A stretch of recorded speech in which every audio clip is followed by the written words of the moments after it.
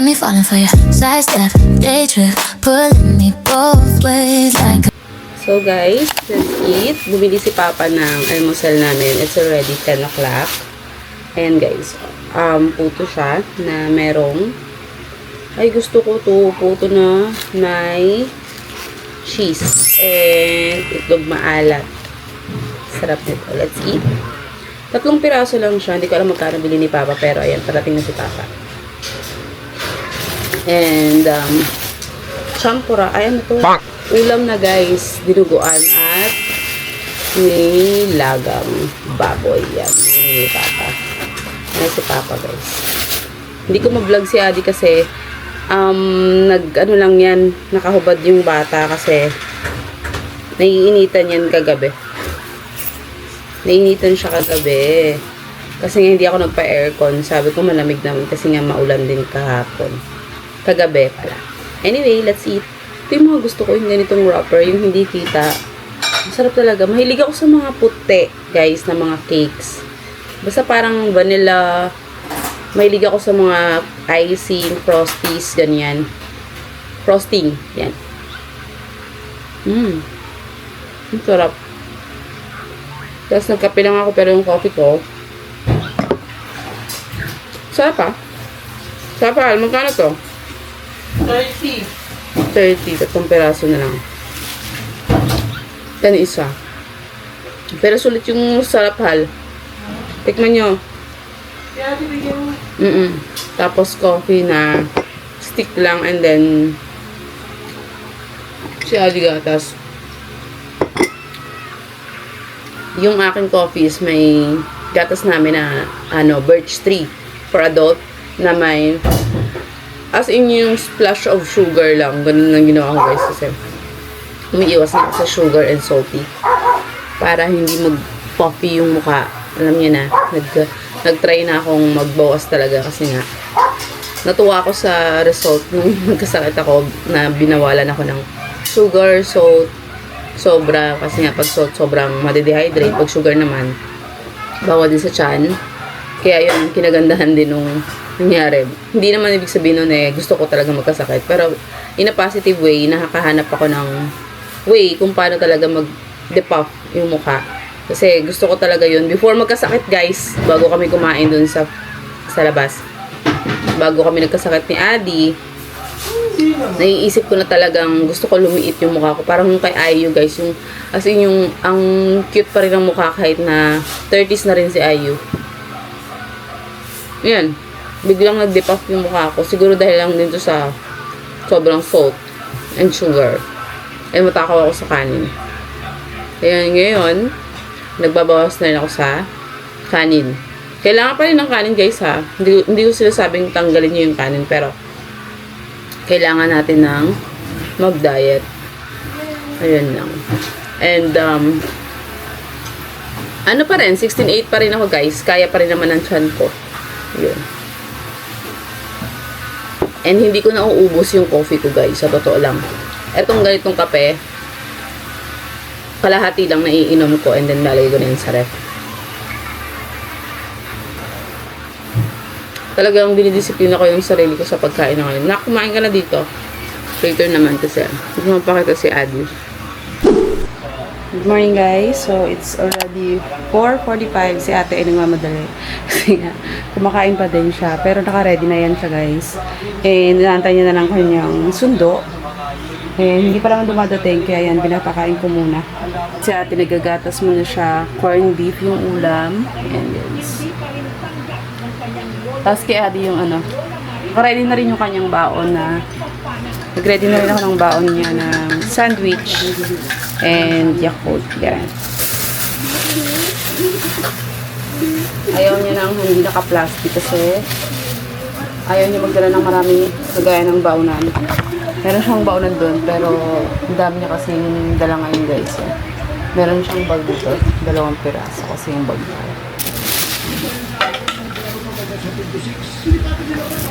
Saan ko lalagay? Dito? Sa balaki, ma'am. Dito. Sa balaki. Naludumuhan yung ano mo. Dito na lang. Yan. Okay na po. Tara na. Ayan na yung gamit mo guys. Yung kanyang bag. Tsaka ito. Ready na siya. So yun na. Antayin na lang. Tapos nag-ayos lang siya. Ay mag-ano ka? Mag-lifting ka. Pinulbuhan ko na nga siya. Naubo siya. Bigla lang daw. Ngayon lang. Ganito ha. Higipit ka. Okay? Huwag ka daw. Kunti lang naman. Para hindi lang magpapla. Ito lang. Tsaka powder lang, guys. Yung kanyang powder is Careline. Yun yung kanyang ginagamit na daily dose. Yan. Ng ano. Ano nga ba to? EB din. Yan. Ikutin natin kung siya. Nag-sunscreen na rin siya. Sorry. Sunscreen na rin. So, okay. Nag-picture mo yan siya. Yung ano, yung folder. Folder po sa loob. Ano ba sabi ni Cheryl? Dali yung wag mo. Ay, yung libro. Dali yung hirap mo. Saruin mo. Para, yan, para ready ka na bumili. Tubigan mo ha. Pakita mo yung bag ko. Pakita mo. Yan daw yung bag niya guys. See? Siya nasa pura. Dali, magsapatos ka muna, pipicture kita. May cherry pa. Yan, mga pinagbibili niya yan. Yan. Tapos, Lucky. Tapos, itong bag. Meron din. Cathy. Waiting. And then, pretty. Ang cute naman. Ah? Si Tita Peng po nagbigay ng apat. Na maliliit. Ah, binili niya? Dati pa po. Itong retro. Ikaw. Yan yung pinakita ko guys sa shorts ko sa dito din sa YouTube. Nilagay ko sa ibang platform. Ang cute nito. Tapos itong red na kanyang, ayaw mo na magdala ng ano talaga, lunch bag. Yan, yung kanyang payong. Kasi nga, snack lang naman dala niya ngayon. Kasi nga, mamaya uwi rin siya ng lunch. Ito kay Adi. Kasi yan, ulam nila corned beef. Ayaw niya ang corned beef masyado ah. Ayaw mo? Bakit? Ay masyado sa corned beef. Kasi oily. Sige, sige. Ayan. Picture ko muna siya guys kasi dadating na mamaya yung sundo. Ayan, papasok ko siya. Naano siya ni Marikit. Ingat po! Ingat!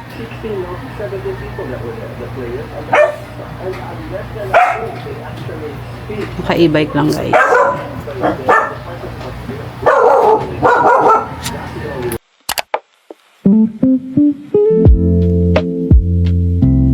Iligpit ko yung kanyang mga gamit kasi nakalagay lang sa plastic guys. Galing kasi siya sa lola niya.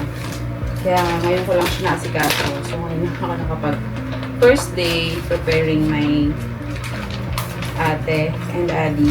Kasi si Adi din is nagpahinga nung kasakit nga kami. Hindi rin nakapasok. So, at least diba? Na-i-vlog ko. Hindi ko na sana mabablog. Ngayon ko lang naisip, nag-vlog pala ako, no? Tapos ngayon, binlog ko na lang din para makita ninyo yung behind the scene minsan kapag may estudyante ka na. And, may mga ano siya dito. Hindi ko maitapon. Pero ewan ko dito. Wala naman na ata tatapon ito.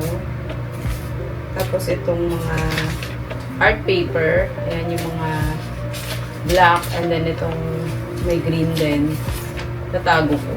Siyempre, hindi naman sa akin siya. Ayan guys. Para kapag hahanapin niya, nandito lang sa my folder.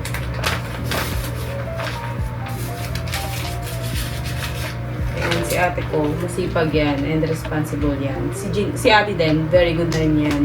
Tingin ko, maaga rin yan yung gigising. Gigisingin ko pa siya ng mga bandang 5:45 or 6 o'clock kasi 7:30 naman yung pasok ng bata. Nare-ready ko naman na. Naka-ready na pala yung gamit niya dun sa taas. Yung uniform niya, na-plansya na lahat yun.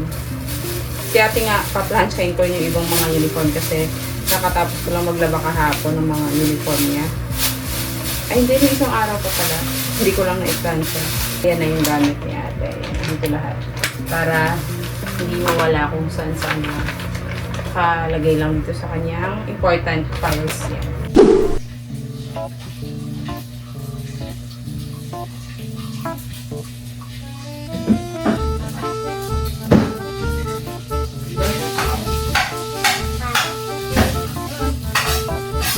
Toothbrush siya. Papakulo ako ng water. Kakagising ko lang ulit ng 10 minutes na tulog ako guys. 6 o'clock na. Yung kabinak atin hindi mo naubos. Tapos yung egg niya rin. Sinama ko sa kanin. Para mas masarap. Ang natin yung kanin. Then iinitin ko lang. Another lazy afternoon.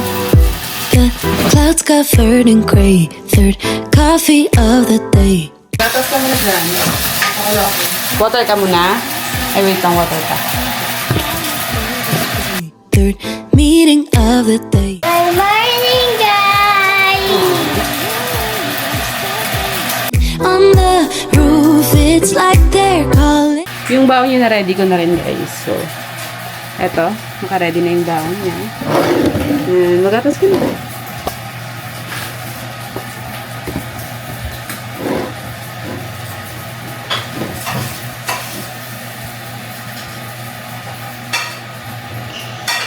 Ligo muna tayo sa mga kasi nagaano agad.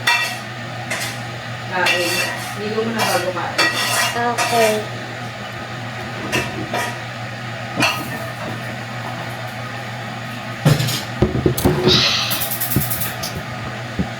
Out, don't lose your youth, 'cause I can stay inside and step away inside. Oh, make today just a little less mundane. Oh, I can stay inside and step away inside. Oh, take today. And paplansyahin ko lang ulit guys, kakatapos ang maligo and then naka-skincare na rin si Adi. Yan, kumakain na siya. And ito yung mga skincare niya guys. Aveeno lotion, Lux Organics na sunscreen, and yung moisturizer ng Unilove sa face. And itong pabango nila, mamaya ko lalagay. Pulbohan ko na siya. And then mamaya tawal na lang. Hindi ako nakatulog guys. Siguro 3 hours na yung tulog ko kasi hirap na naman ako matulog. Anyway, paplansya lang ako nito. Kasi, alam ko, naplansya ko na yan. Kakaalala ko naplansya ko na, pero paplansyahin ko na lang ulit. Kasi, parang busot pa rin siya sa paningin ko. Baka ito talaga yung nakalimutan kong plansyahin guys. Pero baka, hindi rin doon, pwedeng yung kanyang cloth. Hirap siyang plansyahin. So, yun na, kaya na siya.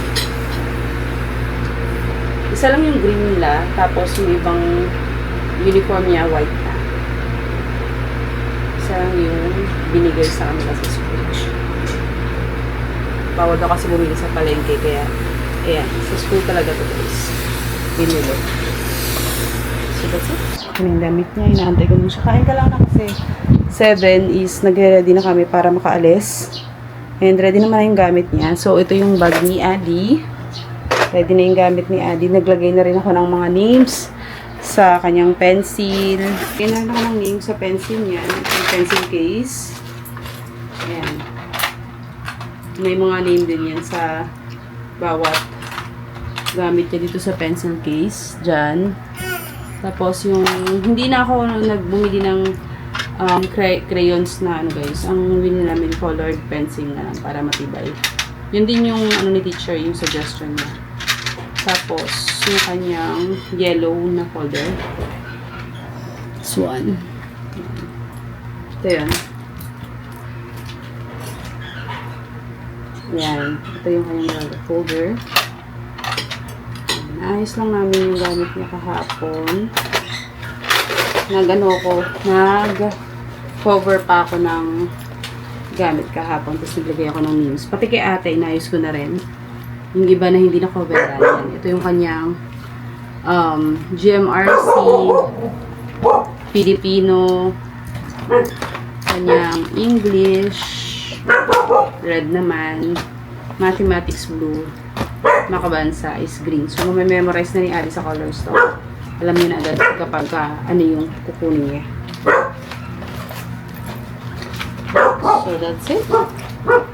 After ni Adi kumain, ayan, naayusan ko siya and then aalis kami. Sabay si Papa. Gusto ni Papa ihatid yung bata. Sana nga makagising siya. And ito, yung kanyang pera. Nandiyan na sa coin purse niya. Cute. Huwag mo tatanggalin to, ha, anak. Yung coin purse mo, mawawala. Bawal tanggalin. So, that's it. Hindi mo to. Ha? Hindi mo tatanggalin? Very good. Hindi mo tatanggalin, okay? Tapos, yung lunch bag niya. Na ayaw dalhin ni ate, dapat ito yung kay ate. Nalagay ko dito yung food ni ate. And then, Yakult. Gusto mo Yakult? Okay. Kain na. Kain ka na.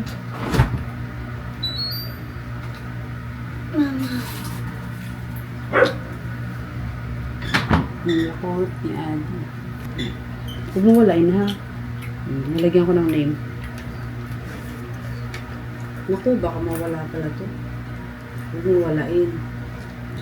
Please, ha? Ito, bigyan mo pa pala. So, ito naman yung water ni Annie. Yan. Nalagyan. Sige na, kain na. And guys. That's it. Mamaya ihahalin na rin namin siya sa school. Pipicturean ko siya for the first day of class. Kasi ngayon lang yung first day niya.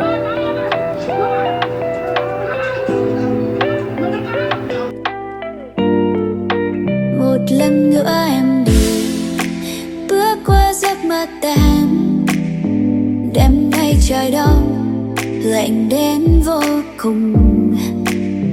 Ký ức cũ phai dần nhưng đau lòng còn đây. Nhìn mưa rơi bên hiên, lệ vương trên đôi mi. Pretty Adi lalo. Big girl ng bunso ni Mama. Vitamins ikaw. Kalimutan ni ate ng vitamins. Pag-uwi na lang niya. Hi guys! Hi! Bango. Wait lang. I'm wearing bracelets. I'm wearing bracelets. Yeah, she's wearing bracelet now. Giọt nước mắt rơi nơi đây. Ayan muna. Yung DHA, ang unahin natin. Probiotic. And then the Silim. Bibili ko ulit kami. Ganito yung kanya guys. Yung mga ganito Silim.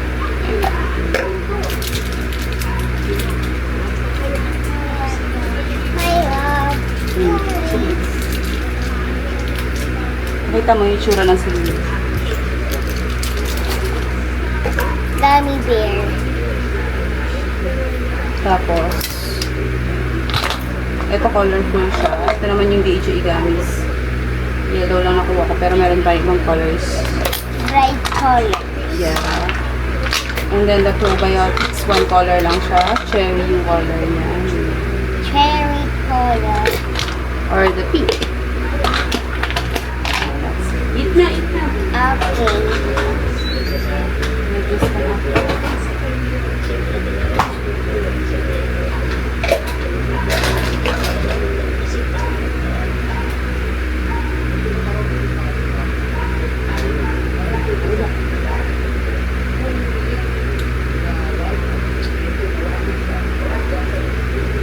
Nag-juice na tayo. Makapal yung kanyang medyas. Kaya minsan, masikip. Sikip sa sapatos. Tignan natin, sana hindi. Hindi masyado. Ay, pumasyo na sa'yo. Dati parang... Yun, kasyo na. Dati guys, itong sasakong na, ano na to, yan yung dito. Yung para sa sakong na to, hindi yan kasyo dati guys, napupunta yan dito. Ay, basta malaki sa kanya to dati. And then yung sapatos niya, GB shoes. And yung kanyang socks naman na ginagamit is Darlington, guys. Kaya ayaw namin kasing bumili ng mga hindi original kasi hindi sulit. Mas maganda na original, maganda pa. Komportable yung bata.